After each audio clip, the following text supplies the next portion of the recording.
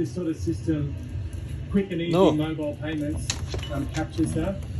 It's a Gising ka na record, naman. record keeping system as well. Plano ng Francisco Motors na maibenta sa publiko ang fully electric Tulog na motorized nun, jeepney ulit, na tulog. gawang Pinoy nang wala pang 1 milyong piso. Our price indicator here is 985,000 per unit. Bukod dito, meron ding isa pang modernized jeepney na itsurang tradisyonal. Gawa naman ito ng Black Hawk Philippines. Halos parehas ang presyo nito sa mga imported unit na higit 2 million pesos, pero ang pinagkaiba, Euro 6 na ang makina na gagamitin at may mga insurance na rin nakasama sa package deal kapag kukunin ng mga kooperatiba.